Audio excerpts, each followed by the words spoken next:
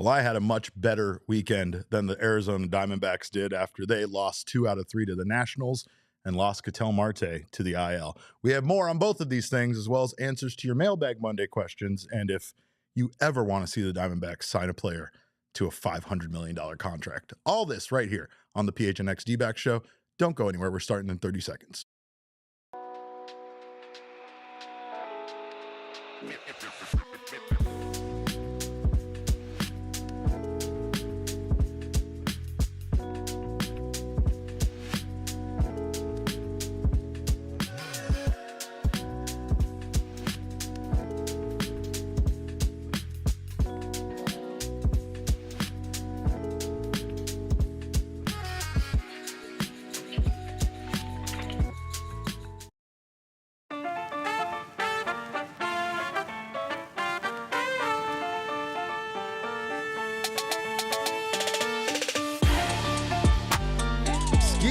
Welcome in to another edition of the PHNX Diamondback show right here on PHNX. Happy Monday to you all. Hope you're having a much better Monday than this team that we love. My name is Derek Monti, occasionally known as your mayor of PHNX. I got my guy, large intimate Kevin Thomas on the ones and twos.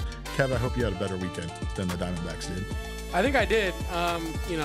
Not in all. I think honestly, maybe one of the worst possible imaginable baseball weekends for me personally as a fan. Yeah. Just didn't go great for me this weekend, Derek. Yeah, your Cardinals really got their heads knocked in by the Red Sox last night. You and I were texting about that. Of course, welcome in to you all. Of course, we appreciate you guys being here. Love to see you guys here in the chat. And this show is presented by Bet365 and our friends at Game Time. Make sure you go download the Bet365 app and use that code of PHNX365 when you sign up for $150 in bonus bets. And also over at Game Time, use PHNX and you'll get yourself $20 off your first order. Happy National Beer Day to you all. We have good memories from an opening day walk-off from our one and only Seth Cerveza that I hope many of you still have fond memories of. I know I do, especially that woman who kissed me on the street. I'm still thinking about you. Call me. But of course, we all might need a beer or two, Kev, to deal with what happened to the Arizona Diamondbacks this weekend. Things did not go well for the team, to say the least. They went into Washington, a team that had only won one baseball game so far this season, with hopes to get their starting pitching right. Boy, did it not. Boy, did it not go in that direction for the Diamondbacks. They lose 2 out of 3 to the Nationals. But more importantly, in the first game of the series, they lost Ketel Marte to a hamstring injury, which we still don't know the severity. We might have an update for that before the end of the show here today. But he's supposed to have imaging, and not good. Not good to have Ketel Marte out. I don't want to start screaming, "I told you so." But I will say that this is the reason why when people question what Torey Lovullo is doing with his lineup, this is why. It's not to say that you can't stop injuries from happening. You just can't with baseball, but there is like a ramp up that needs to occur with position players and with starting pitchers. I think we've come to very much understand that much more with starting pitchers than we do with position players. But sometimes the reason why you want to take it easy is for you to not have to lose a player of this caliber like they did. According to Torey Lovullo, through our guy Steve Zinsmeister, it sounds like the loss of Ketel is going to be weeks and not days, meaning that the 10-day IL stint probably won't be the only amount of time that Ketel Marte has missed. Our guy Espo is in the chat and he says that shirt is cursed, meaning the shirt I'm wearing. Maybe. I mean, I wore it after the weekend. I didn't wear it during the weekend, Kevin. I mean, does that not? I don't know. Groundhog Mama says resting him didn't help prevent this, though. You're right about that. I guess it's more of this injury is more of the reason why we see Torey rest guys as much as he does early on, and it's hoping that they get back into the groove without having an injury occur like this. But you can't prevent injuries. You can't stop them from happening. And you could even question managing scared in regards to those injuries. Even if you do rest him, like you said, Karen, this is not something that's necessarily preventable. And yes, she also asks, who the heck is Gregory Esposito? And that's weird to me too. But some positives from the weekend. The Diamondbacks did win the first game.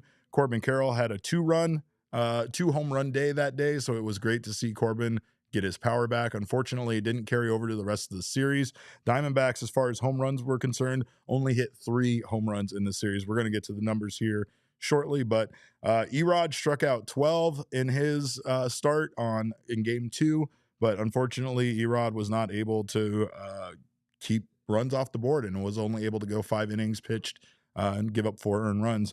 We have the numbers here from the series. I know you don't want to look at them. I know we don't want to talk about any of this, but shout out to our friends at Desert Financial for always making sure our post-series numbers check out.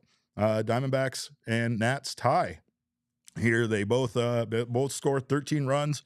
Unfortunately, the Nationals outscored the Diamondbacks 4-3 in game 2 and 5-4 in game 3 to win 2 out of 3 in this series. Home runs were sparse. 3. The Nats had 3 in game 1. Diamondbacks had 2 in game 1, both from one Corbin Carroll, and then only one more home run in the other 2 games of the series by the Diamondbacks there for 3 total. These teams look very similar in a couple of other aspects here, of course. Runners in scoring position, the Diamondbacks were 7 for 25. The Nationals were 7 for 19. And then taking a look here back at the starting pitching and the relief pitching ERAs numbers, the Diamondbacks starting pitching, 6.75 for a 3-game series of starting pitching for the Diamondbacks. You could say that that's fairly inexcusable. I mean, Brandon Pfaadt, Erod, and Corbin Burnes all had very similar outings when it came to their days. You had Brandon Pfaadt going 6 innings, giving up 4 earned runs. You had Erod going 5 innings, giving up 4. And you had Corbin Burnes giving up 5 innings, going 5 innings, giving up 4 earned runs, excuse me. Hey, Mark, great to see you in the chat. The Journey says, I am not someone that loves to be negative, but I'm getting tired of giving Cy Young caliber guys large contracts just for them to fall apart the second our logo is on their chest. And yes, I will say that from the perspective of starting pitching, things are not only a disaster right now, but historically for this team, they've been a disaster. It's understandable for people to overreact to Corbin Burnes' outing. It's understandable for people to overreact to Erod after signing the deal that he did last year. Right now, Erod has a 6.10 ERA this season. Brandon Pfaadt has a 5.25 ERA, and Corbin Burnes has a 5.79 ERA. The team ERA 2 times through the rotation right now is 5.96. That's worse than last year when we were bottom 5 in Major League Baseball. And of course, again, Corbin Burnes is a bigger concern for a lot of people. We sign a guy like him, we bring him over. His first outing, the numbers didn't look great, but again, at least the performance still seemed to be there. This performance, much more discouraging. Let's take a look at his pitch chart here. One thing you'll notice is his cutter really was all over the place. I don't think typically what you see from a Corbin Burnes outing on a pitch chart like this is everything low in the zone, down there outside of the zone, out off of the corners, off the edges, but lower in the zone. There are a lot of middle up pitches here. Didn't seem like he had great control over his cutter, which is his bread and butter pitch. He was only able to generate 8 whiffs total on his pitches, 5 on his cutter. I think he threw a changeup a handful of times and was able to generate a whiff on that, but just not a good day for him. And you could tell that he was missing considerably outside of the zone. He wasn't really fooling many batters. He ends up going 5 innings, giving up 7 hits, 4 earned runs. He walked 4 and only struck out 3. Currently has, like I said earlier, a 5.79 ERA. I don't know what happens in regards to the Journey's question. And I think that is something a lot of Diamondbacks fans are feeling. Why does this happen to us? Why can't we have nice things when it comes to starting pitching? You could, again, Zach Greinke, probably an outlier over the last, 10 years, going back even further.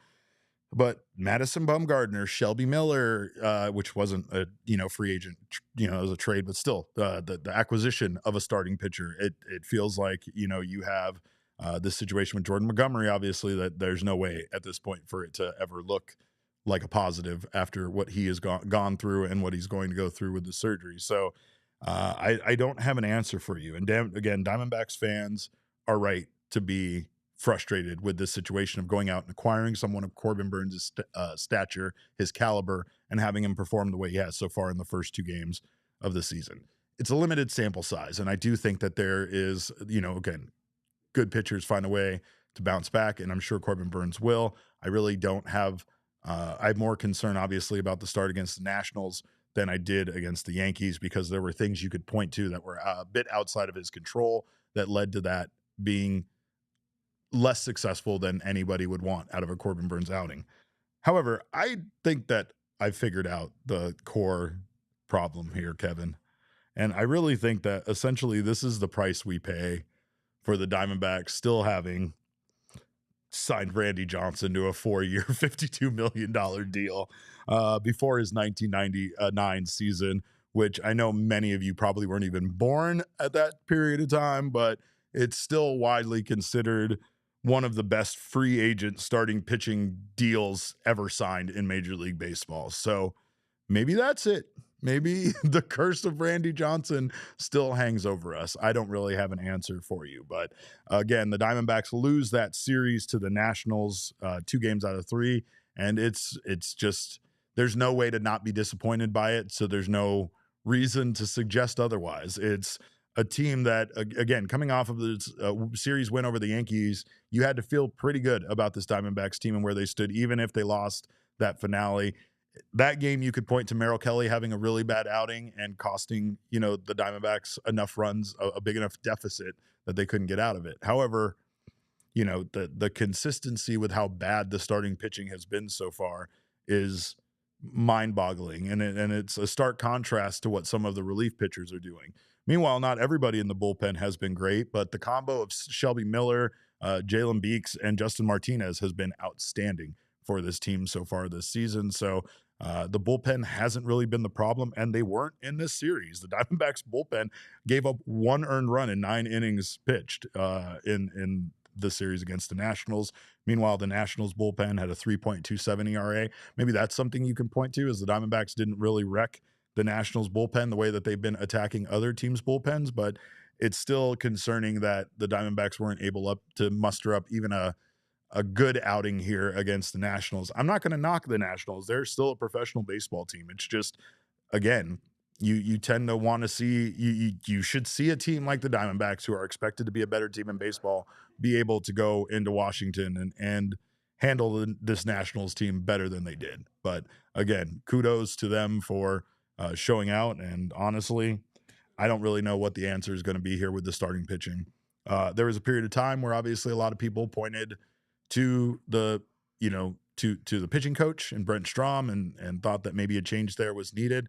This is no knock to Brian Kaplan, because he has not been here long enough for this to really be him having a huge impact on these pitchers. But again, it's just one of those things that with the addition of Corbin Burnes, with the change of a pitching coach, you really wanted to see just more out of this starting rotation than what we saw last year. Unfortunately, up to this point, not only has it been more of the same, but it's been worse than it was last year. So right now, they're not giving this team a competitive chance to win, and comebacks seem to be the only way that the Diamondbacks can hang in these games so far. Starting pitching, they need to step up. But again, some other guys are going to need to step up as well. In the absence of Ketel Marte, we find out in game 1 of this series on what looked like a triple. Ketel Marte ends up injuring his hamstring and has been placed on the 10-day IL for that hamstring injury. And we're going to talk about that more on the other side of this break. So don't you guys go anywhere. You're watching the PHNX Diamondback Show.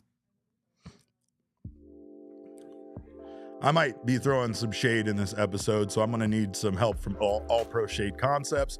Our guys out there help extend your outdoor living space. And again, this has been a beautiful weekend. I had a great time out in the sun, but at 81 degrees, I was ready to be out of the sun. I was ready to be in the shade. And that's just the start of this heat here in Arizona. So make sure you're ready for it. Get your outdoor living space equipped with some amazing motorized awnings and shades. They also have roll down patio shades that can block the sun and keep your patio up to 20 degrees cooler. They can replace and fix most old or outdated patio shades and motorized awnings. So if you do have that equipment already installed, look to All Pro Shade Concepts to come help you out with that. They have been in business right here in the Valley for 20 years, and they are the most trusted local shade company, voted #1 by Ranking Arizona for patio shades in 2024. So call them at 623-204-1476 or visit allproshadeconcepts.com now to schedule your free estimate. And speaking of throwing shade, we're going to be throwing lots of shade and having lots of fun out at Gila River Resorts and Casinos on April 24th with our guys from the PHNX Cardinal Show with their draft day watch party. You can join Bo, Johnny, Damon Dog, and Cardinals diehards at Gila River Resorts and Casinos, Wild Horse Pass, and the Upper Deck Bar and Grill for an unforgettable NFL draft party and live show presented by Circle K and Gila River.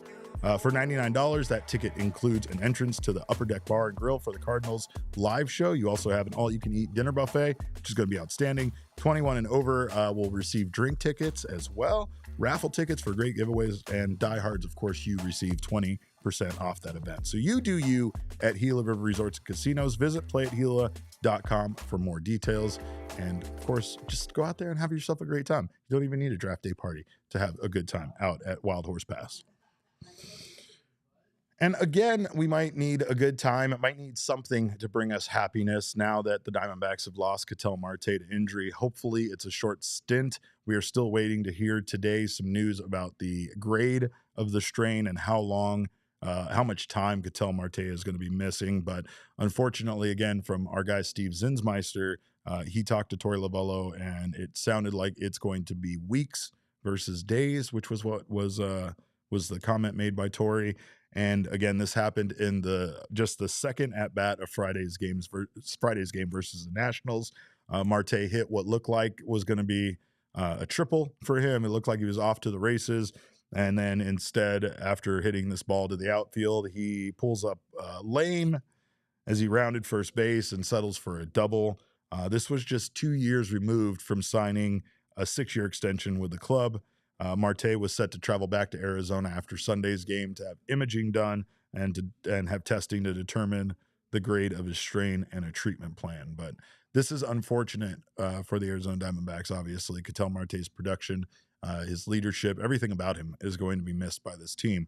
Unfortunately, though, right now the Diamondbacks don't really have many guys stepping up. I mean, you had Corbin go yard twice in Friday's game. That felt like a big moment for him to take a step forward, but the Diamondbacks offensively are very, very much in a slump. Jake McCarthy still hasn't recorded a hit this season. Gino Suarez and Lourdes Gurriel right now, they were a combined 1 for 19 in this series. No RBI, 2 walks, and 6 strikeouts. In fact, Suarez right now is in the middle of a pretty significant slump. He's 2 for 24 with 10 strikeouts. So not to mention the fact that Gino this season has pretty much been feast or famine. He has I think he still has 1 double outside of the home runs, and those are his only hits. So you're not really seeing much consistency at the plate there by Gino. Yeah, Groundhog Mama, she's right. She did say Jose Herrera, while I was in the midst of talking about him starting entirely too much, hit a home run. So sometimes they even shut me up. What can I say? But I mean, the Diamondbacks need more from this team. They need more offensively. I could say it over and over again, but honestly, you look sometimes at what the Diamondbacks are able to do offensively, and again, this series against the Nationals, they kind of made their starters look pretty good. Diamondbacks, muster up 6 runs, 3 runs, and 4 runs as far as earned runs against Nationals starters. Only 1 earned run in Saturday's game. So Diamondbacks have not been putting up much offensively, and unfortunately, their starting pitching, really has put them in a position to not win. Right. This Ketel Marte injury is significant. The only thing that you can hope here is that it's not a very lengthy delay. He's not out for a very long time, because you can just kind of feel right now the air being let out of the Diamondbacks balloon, right? There's probably a lot of frustration in that clubhouse. Alek Thomas, he's been performing fairly well, so I expect to see him get some more playing time here. Again, there's a few guys that have been performing fairly decently, but unfortunately right now for the Diamondbacks, their offense didn't have a great weekend, and their starting pitching really made it hard for them to even be in these games. Not great, but it's still early in the season. We're going to talk here a little bit about panicking and when we should panic, and maybe now isn't the time to panic, but I will also say that I wouldn't blame you to panic, and that the time for panic might be around the corner, even though there's still a lot of baseball to be played. But Diamondbacks need something positive. They start their 3-game series tonight against the Baltimore Orioles. So we will bring you, not a post-game tonight, but we'll bring you a post-game show tomorrow after Tuesday's game. I think Guy Damon's going to be joining us for that. But one thing I do wonder is, again, you see a guy like Ketel Marte sign a contract extension, not a huge contract extension, not gigantic, but it does kind of make you realize real quickly how much injuries can impact that. Crazy it would be to sign a guy to a $500 million 14-year contract extension, but that's exactly what the Toronto Blue Jays did, locking in our guy Vlad for a 14-year deal that will see him earn $500 million with no deferrals and no opt-outs at all. Additionally, he also gains a no trade clause in there. Like, we were thrilled about the Marte extension, right, Kevin? But I mean, honestly, when I see a deal like this, I almost turned to dust seeing it, right? Like, I am in disbelief. And maybe Major League, if there's a sport that deserves it, it's Major League Baseball players, right? Considering the road you have to go through, considering everything that a baseball player has to kind of deal with before they can make a payday anywhere close to this, there's a lot there to deal with, right? But I will say, I don't ever think that any athlete should be signed to a $500 million contract for 14 years. It's just a wild notion to me. And again, maybe there's one or two guys in every sport in a league like this that are worth it. But yeah, Sean's right here in the chat. Sean says Toronto was sick of missing out on the other big names every year. And not to mention that, but Vladamir Guerrero Jr. had made it very clear that he was not going to re-sign with the Blue Jays, that he was going to go into free agency. So the deal did have to be significant. I just wonder how much damage have the Blue Jays done to their organization as a whole by signing a single player to a contract of this magnitude. I don't know if the Diamondbacks could really rebound from it if it didn't work out, or if that player's performance or their production dropped off significantly after the next 4 years or so. Can I interest you in Madison Bumgarner for 14 years at $500 million? I don't know. Please no. That's what I'm saying. Like, if you're a Diamondbacks fan, like, unless it's like a generational talent. Well, I'm not saying Vladamir Guerrero Jr. isn't generational, but what I'm saying is that, it's like, arguable. If he was a Diamondback, though, you would get the same PTSD you're getting with pitcher signings, but with a certain, extension, if you know what I mean. Yeah, for sure. And I get it. I mean, but it's just like, I don't know. I don't even know if a player, like, again, if you're an organization like the Dodgers and you can figure out a way to make it work, especially with deferring as much as the Dodgers were able to defer, there's a big thing to be said about today's money being worth far less than, or I don't know, tomorrow's money is much different than today's money, right? So again, 10 years down the line, that amount of money, that pile of money might not look nearly as bad as it does today. Blue Jays are doing this with no deferrals. The Dodgers and other teams are doing it with deferrals. And I don't know. I can't imagine a player really having that big of an impact to really think that they were worth that much money, right? So I don't know. When you look at, Vladimir Guerrero's years, he's had great seasons. I mean, last year he put up an incredible 6.2 WAR, and has done that. He had another season in 2021 where he put up 6.5 WAR. So like there's something to be said about his performance and his consistency. Last year he slashed 323, 396, 544 with a 940 OPS. I would love to have a guy that put up those numbers. The problem there is that the difference between 2024 for the Blue Jays and other seasons is the team that they have around Vlad. And that's as important as it is to have that one superstar player that you're able to sign to a huge contract. I don't know if the Diamondbacks have the resources to ever commit that much to one single guy without it impacting their organization and the other moves they could make.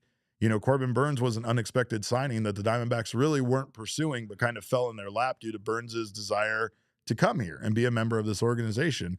After all is said and done, this contract is structured in a very reasonable way where you feel like Burnes is getting compensated fairly. However, the Diamondbacks really didn't mortgage their future a ton here on this Corbin Burnes deal. It should help significantly, kind of bridge the gap to the next kind of starting rotation should guys like Merrill Kelly and Zach Gallen leave after this season. I just don't know if any guy outside of a guy named Ohtani is really worth, $500 million or more. Question though for you, Derek. Yeah. If you are a team like the Blue Jays or a team like let's take it from the Diamondbacks perspective. Sure. Let's say maybe your franchise's greatest talent is up for an extension. What would you maybe just give them a blank check to keep the talent from going to the Dodgers or the Yankees, because the Yankees are in your own division, and if Vlad is on an open market, guess what the Yankees need? Yeah. A first baseman. Yeah. I don't know. I mean, that's a great question. You're always at danger of players wanting to leave for organizations like that, because not only do they have that prestige, once again, that little extra factor of being like maybe that organization that guy has always wanted to play for since they were a little kid, but they also have the money and the resources in order to compensate that player better than most teams can, right? So that's where it starts to become so unfair for these teams with not only the history, but the money to be able to do this when you're talking about it being, competitive, there being competitive balance in baseball. What I will say is that deals like this render some teams a little helpless, right? A little, a few organizations. It hamstrings you. Right. And so like there's something to be said about smaller market teams that can't afford contracts like this because they don't pay them out. And then they have a chance to make moves and to maneuver minor league players, call guys up, make trades, do things like that you're not able to do with a contract like Guerrero's. And that allows you to find younger, cheaper talent that you can get for a period of time. And then once they become really good and worth the money, then they can go sign somewhere else. It's almost the Tampa Bay Rays formula of success. The Diamondbacks here, as we've talked about, have kind of been following a bit more of a Atlanta Braves formula of trying to lock their young players in to contract extensions, build the core for the future, and continue to be able to have some wiggle room with spending to be able to add free agents like a Corbin Burnes or, an Eduardo Rodriguez to this team and make this team better. It's just, again, right now what we're seeing, especially with the starting rotation for the Diamondbacks, is that those signings aren't working out. And honestly, maybe we're just doomed to never have stuff like this work out for us. I don't know. I don't want to be too doom and gloom about it, but it is frustrating, again, for the Diamondbacks to be able to go out and get somebody like Corbin Burnes and unfortunately see him through 2 games have, a 5.79 ERA. I want this to turn around. I think that's what we all want to see, right? And again, there's a lot of things you could discuss with the position players and the lack of performance there from guys like Gino and Lourdes. However, it really all goes through starting pitching, and if the starting pitching can get things figured out, the Diamondbacks would be in a better position. They would probably have a chance to win a lot more games if the Diamondbacks starting pitchers currently didn't have a nearly 6 ERA. So I need to move on, though, to something more fun in life that brings me more joy. So you know what day it is around here, and you know what we do on this day. Mailbag Monday coming up on the other side of this break. Don't you guys go anywhere. You're watching the PHNX Diamondback Show.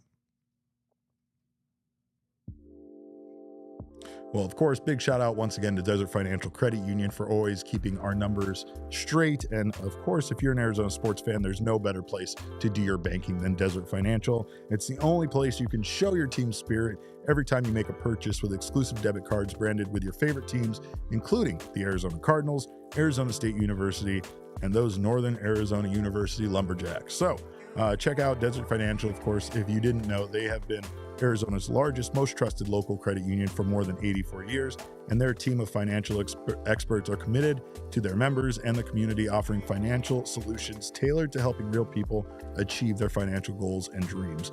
Join a credit union that's committed to giving back to the community and sharing success with their members. Of course, I've said this time and time again, but they got me started on my home ownership journey, and I'm so thankful they did. Hopefully they can get you started as well. When you open a free checking account online, you can get $200 in bonuses. Get started by visiting desertfinancial.com/200.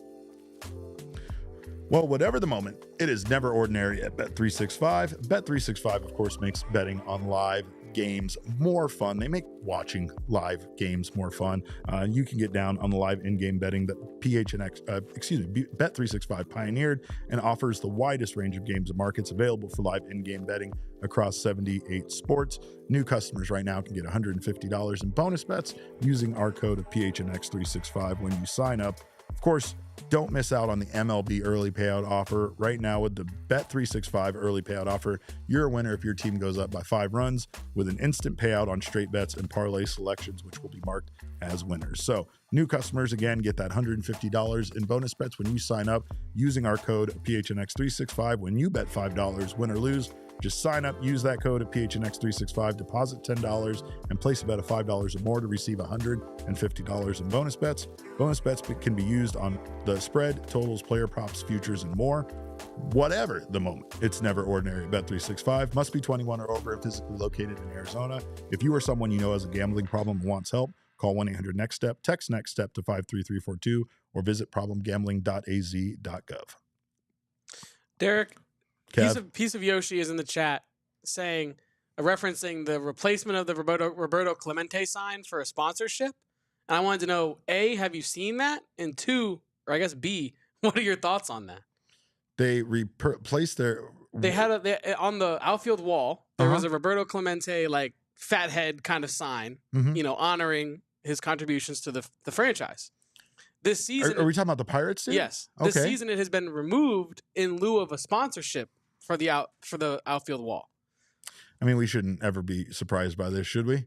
No. The almighty dollar still always surpasses all, but I don't know, man. I mean, again, they do a great job of honoring Roberto Clemente's legacy in Pittsburgh, so I'm not going to act like not having one more picture of him up on the wall, hurts, right? However, he is, I mean, this is something we're going through right now with trying to like erase history. And it's just so odd that we don't want to honor these people that helped shape the game, help shape our country, make things the way they are. So it's tell you, it's true what they say. If you don't learn from your history, you're doomed to repeat it. So there are things in regards to this that we got to make sure that we always honor and we always cherish, right? Like I don't know. It's like what I said about visiting baseball parks that have more history than Chase Field. There's something significant about that history, about those contributions. Visiting a place like Wrigley Field, or even like I said, the way that they brought things over from, the ballpark at Arlington, the Globe Life Field, to make sure that history of the Texas Rangers was preserved in a new building. It means a lot. And I think it's a significant part, especially of the game of baseball.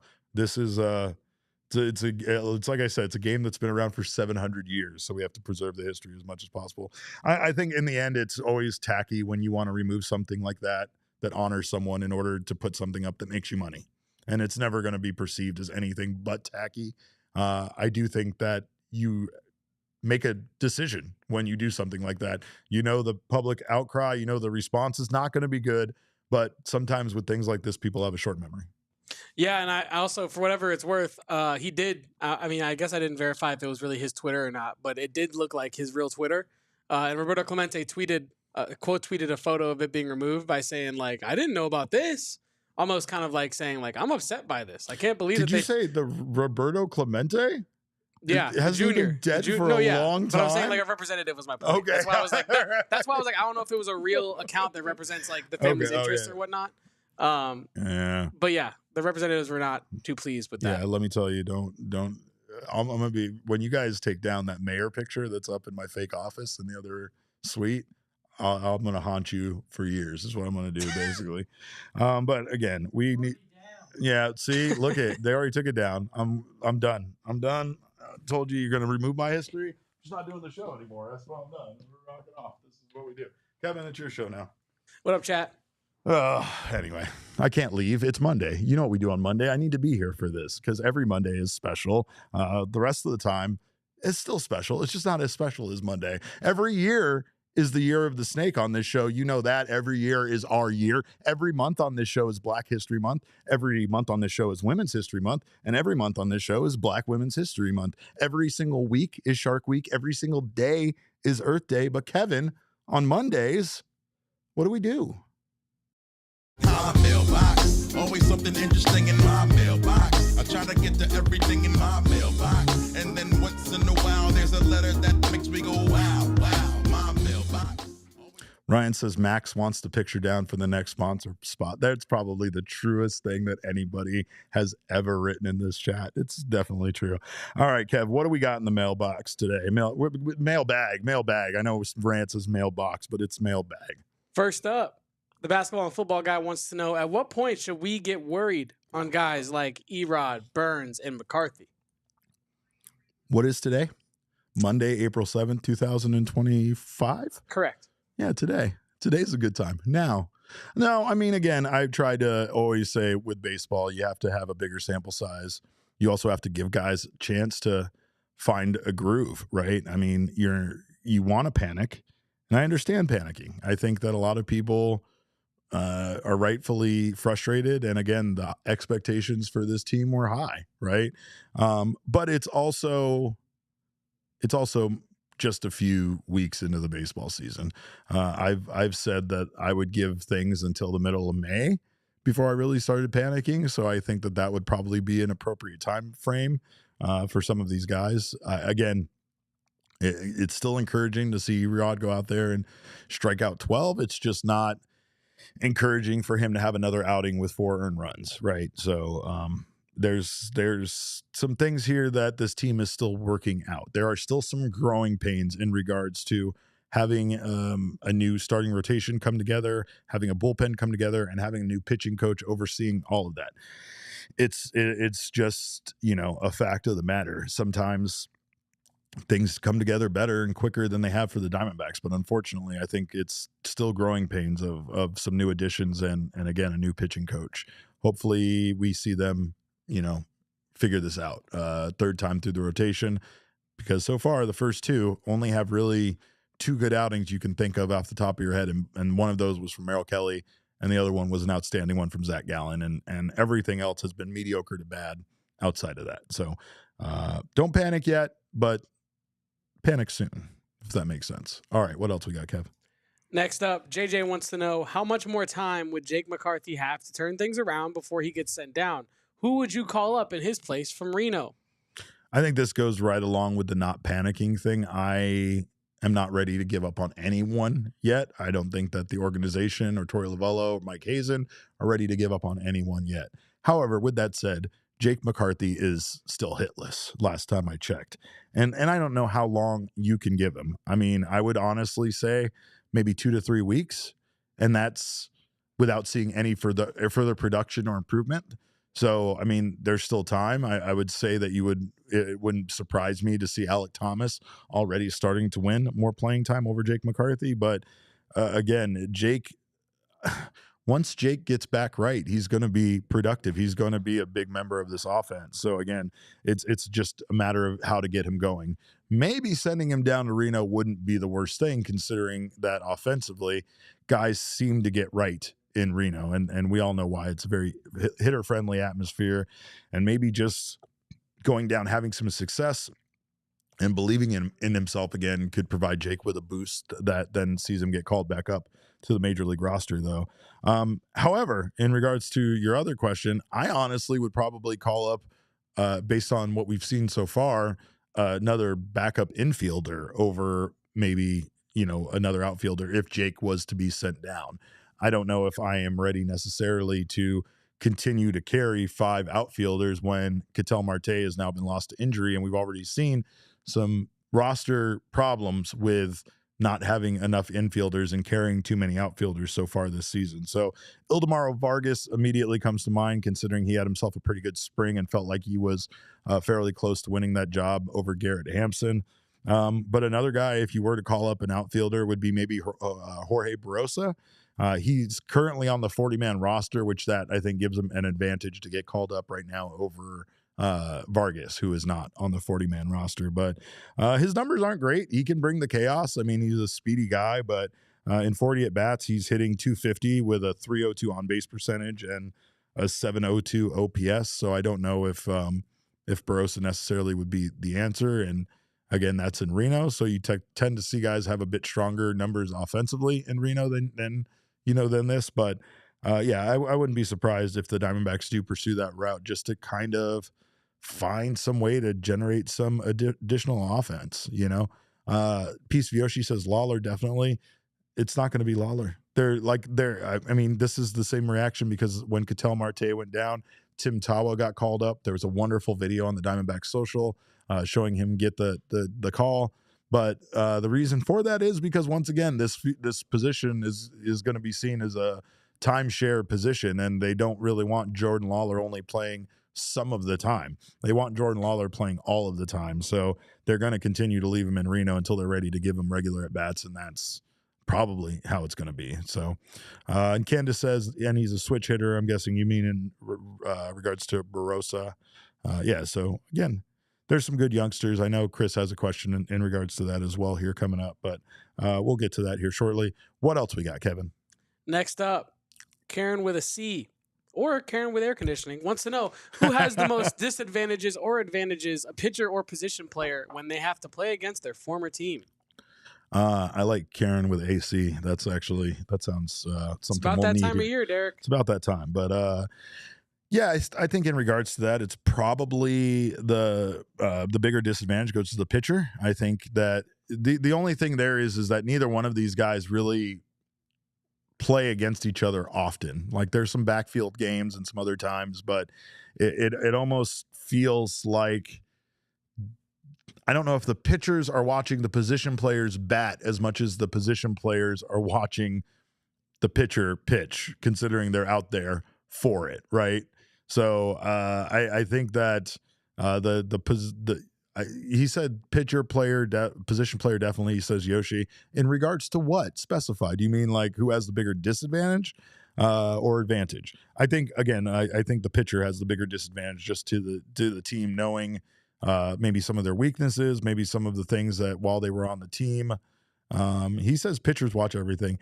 I doubt that. I don't believe that very much. Maybe they do, but I don't know if I've often seen starting pitchers up on the bump watching their, especially when they're in the middle of a game of an outing, watching the position players hit as much as the position players. But I will say position players are out there in the field, so they're kind of busy playing baseball versus watching their own pitchers pitch. So I don't know. It's a great question. I would probably lean towards pitchers still having that disadvantage there. Do you think it matters if it's a starter versus a bullpen guy?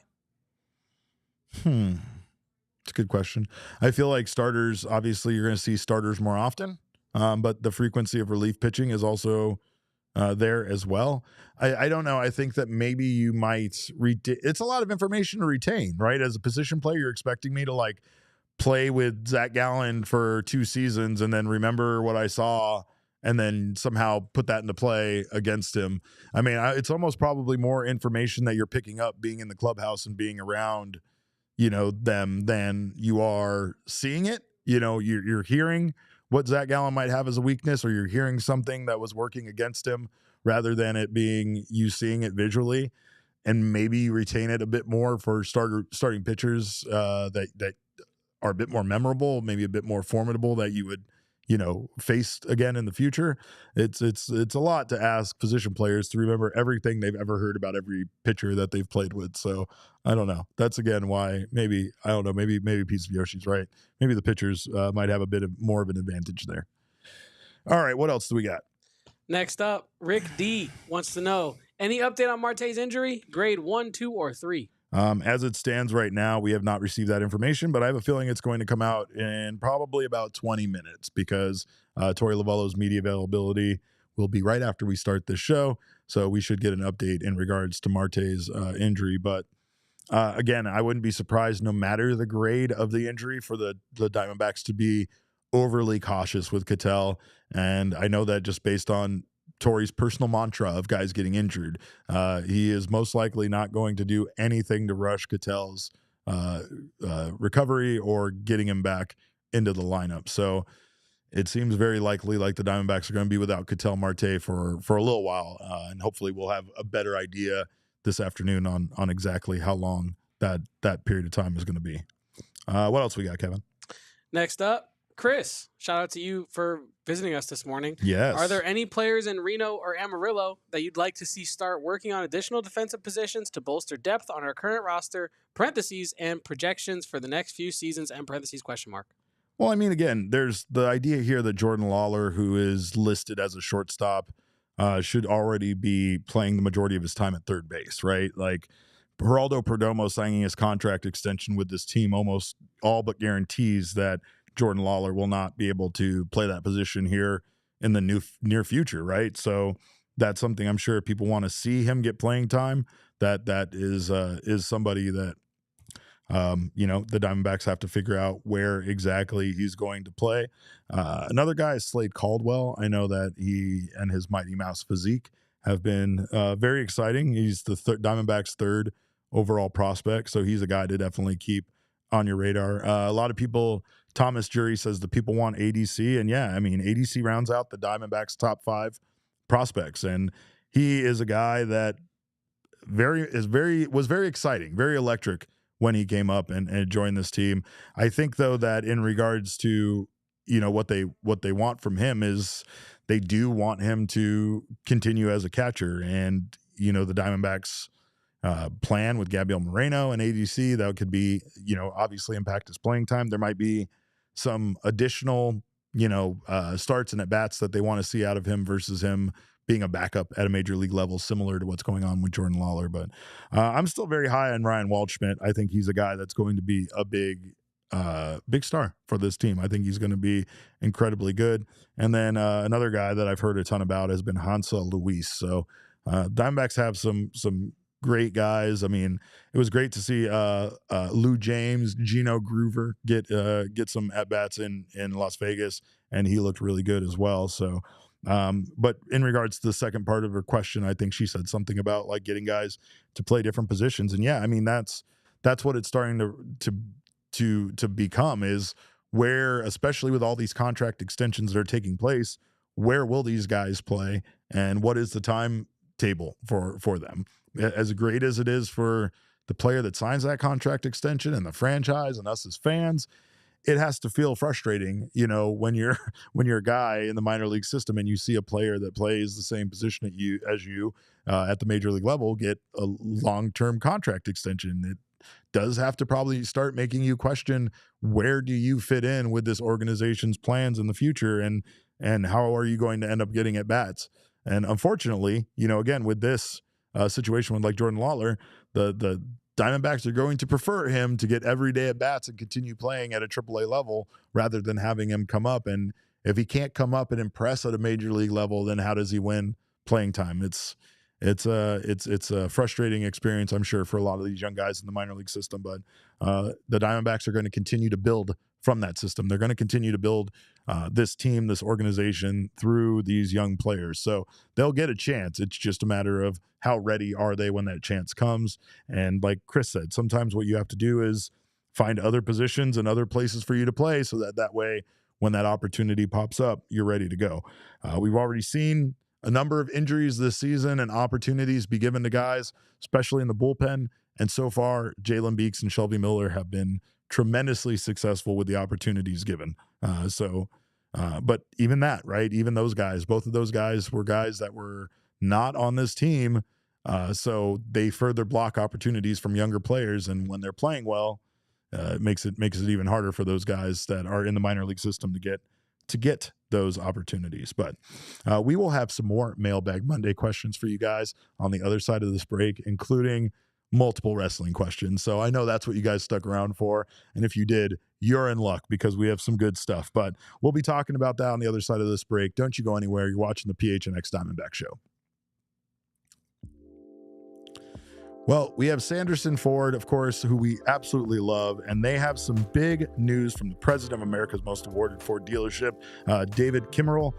Ford just announced from America for America employee pricing. Now you pay what he pays on the full lineup on new Fords with no hassle, no pressure, no nonsense, and no added markup. So if you are in the market for a new vehicle, now is the best time possibly ever to go check out what Sanderson Ford has going on.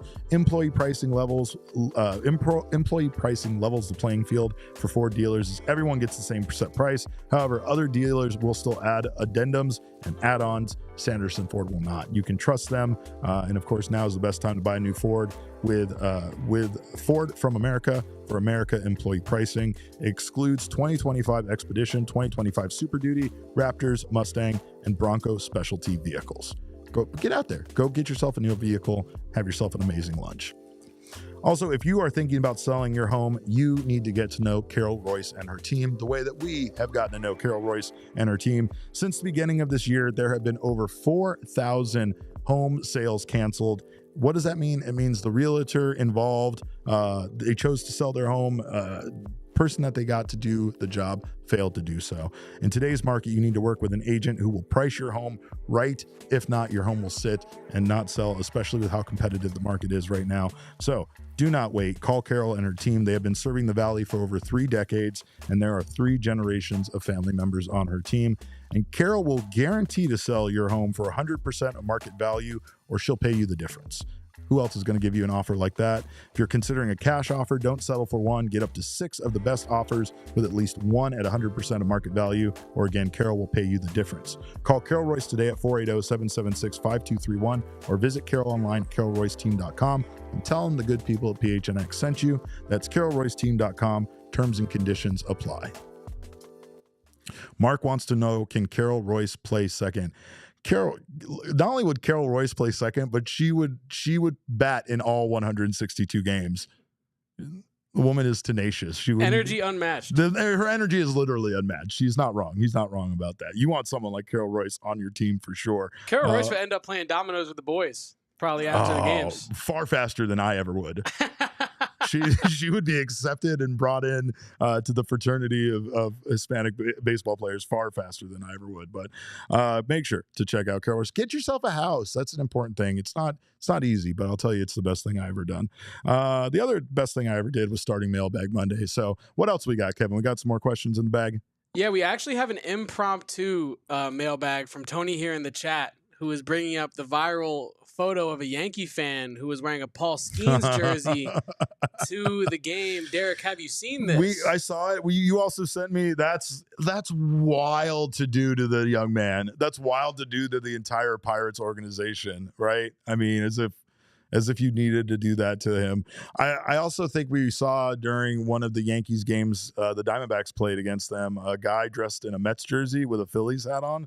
And I've never seen somebody that was more lost in life than that gentleman. But no, I think you also sent me some very funny, maybe Paul Skeens. Maybe it was bootleg merch from the parking lot. Yeah, I don't think that was officially licensed. Paul Derek. effing Skeens. I want one of those hoodies. So if someone in Pittsburgh could find that guy with those hoodies, give me a call. No art, just text. Yeah. Just it was art. It was art. It was art. But what else we got in the mailbag there, right, Kevin? Next in the mailbag, Michael Rokicki wants to know, which D-back would you want as your wise man? Oh, this is our first wrestling-related question. For those of you that don't know, Roman Reigns is our tribal chief. He's your tribal chief, and he has a wise man named Paul Heyman. That might be a name you recognize from a very long time ago, or you might have no idea what I'm talking about, and that's fine. But the wise man in this case would be a trusted advisor, a pro wrestling manager, if you will, someone similar to myself who can make things happen for his clients. And again, if there's any pro wrestlers out there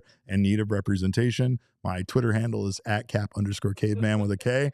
And if you're wondering, Ocean Avery just got a main event match over in Germany because of me. So I'm a pretty good manager. But moving on. Thank you. Moving on to this. In regards to wise men, are we talking wise man from the Diamondbacks, like 40-man roster? Or are we talking about from the organization? Because, Kev, from an organizational standpoint, there is nobody I would want as my wise man more than Mike Hazen. Bang! Mike Hazen. Mike Hazen is the wise man. I've said time and time again, I would let Mike Hazen general manage my life. And I mean all decisions. Like, I wouldn't argue with him. He would just tell me what to do, and simply based on his advice, I would do said things. Contract extensions, it doesn't matter. Trades, moves, whatever he had to say in regards to like what sandwich I ate, what condiments I put on it, which outdoor festivals I spend my time at, all of these things would all be up to Mike Hazen. Because honestly, no player is older and fatter than me on the team, right? So I have a hard time dubbing one of the Diamondbacks physically fit baseball players as my wise man here, Kevin. No disrespect to the great Paul Heyman at all, but what are you really saying about Mike Hazen? Yeah, no, I'm just saying, no, don't put me in that position. Also not older or fatter than me. I will say Ryan Thompson is probably an easy guess.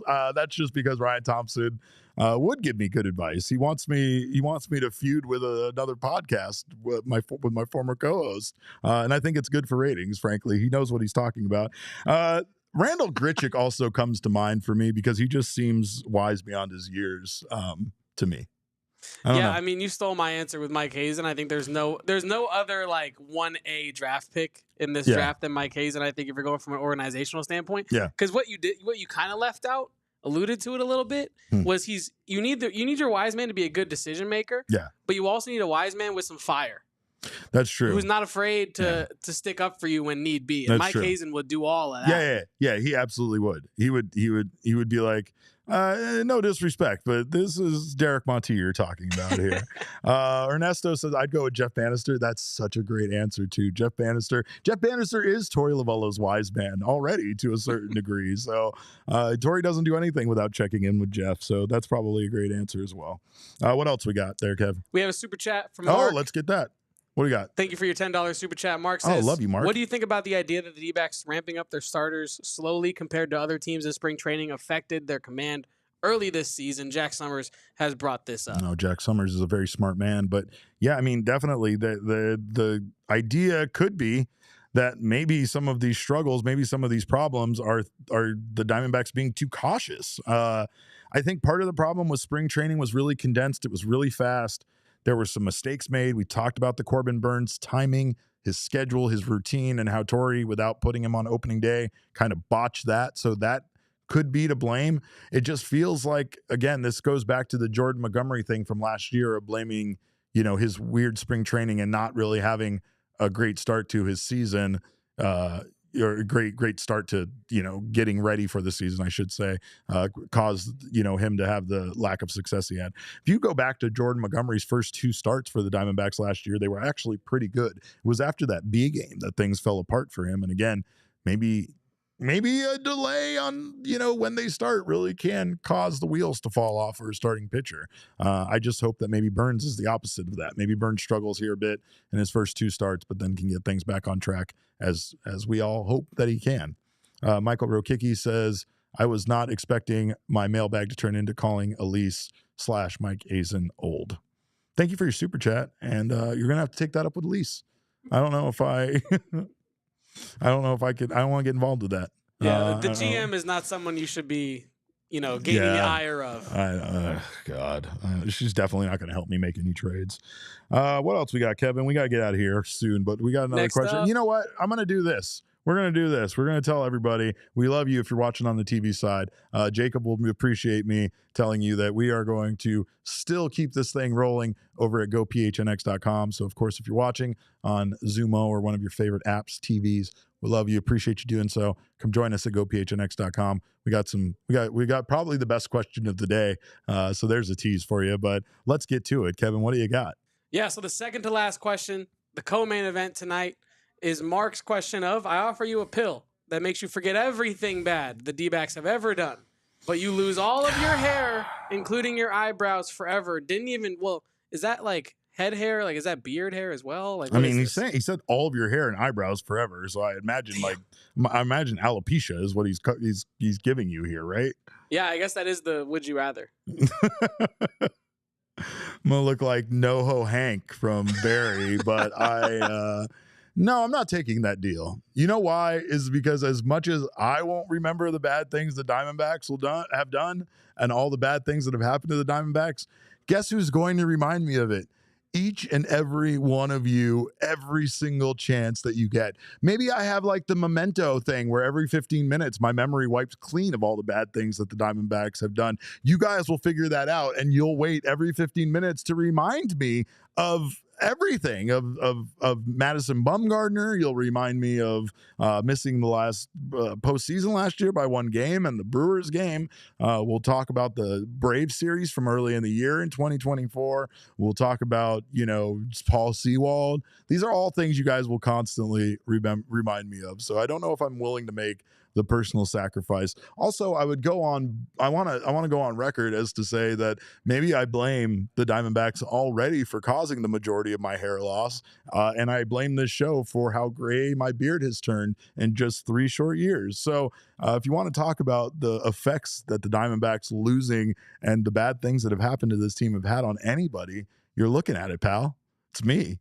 Look at me. I'm wasting away here before your very eyes. On that note, our main event let's go. Of this show. Is that a good question? I got that one done. All right. Well, yeah, no better segue than that.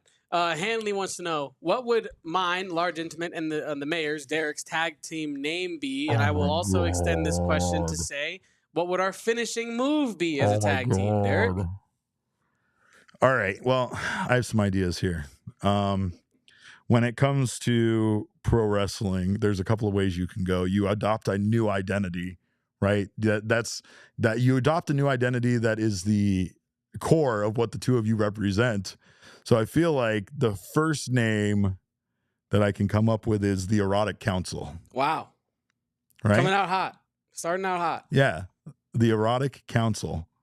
And it would just kind of be a mystery as to what that really meant or what our job together, as an erotic council would be. But it would be, it would be formidable. It would be intimidating. That weirdness would be enough to throw our opponents off.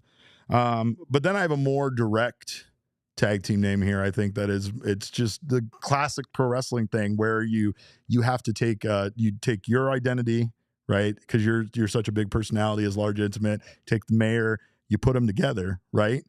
And you get the Mayors of Intimacy. Wow. I do love that. It's like, you're right about the name thing. Some of the best tag teams, names-wise at least. Candace brings up Rock and Sock. Bang. Rock and Mankind. Yeah, exactly.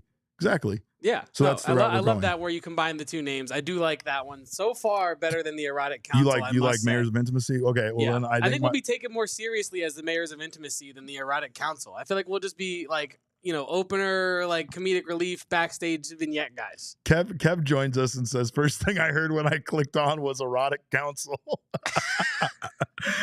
Welcome to the show, Kev. Welcome to the show. Yeah, you're right. That was Craig's nickname. We do have one more though. And I think this is the best one of all. All right, lay it on us. Sex in the City. Ooh. Might have some branding problems. No, but see, that's the thing is we're only going to be on the indies. We're going to get rebranded when we get brought into WWE anyway, so it doesn't matter. It's more about the attention. Saints in the City. Oh, Sean says the Saint Rican. Let's go. I love it. I don't want him wearing St. Louis apparel though. That I refuse to tag with him if he's going to come out in St. Louis sports apparel. Well, we thank you guys, of course, as always, for your wonderful questions, and got a big game tonight. Big series against the Baltimore Orioles. Their starting pitchers have been far more successful than ours. So hopefully the Diamondbacks can figure out something to do offensively against that rotation, especially without Ketel Marte. So. The sexcellence of sexecution. Oh my God. We found it. That trumps any name that I just came up with at all. Well, there you go. This is why we workshop this as a group here. So we appreciate you guys being involved. We appreciate your questions. Your time is the most valuable commodity you have. So I cannot thank you enough for sharing it with me and Kevin. We appreciate you guys so much for stopping by. We will see you tomorrow with a post-game show. Until then, hope you guys have a wonderful evening. You can follow us on Twitter. I am at Cap_Caveman with a K. Kev is at Kevo Posts. Our show is at PHNX_Dbacks. But as always, all roads lead to at PHNX_sports on Twitter, Instagram, and Facebook. We thank you guys so much for your time. We will see you again tomorrow night with another post-game show. Until then, behave yourselves, enjoy your evening, go Snakes, and remember, kids, baseball is fun, but it's so much more fun when your starting rotation can figure it out. We all silly like the mayor.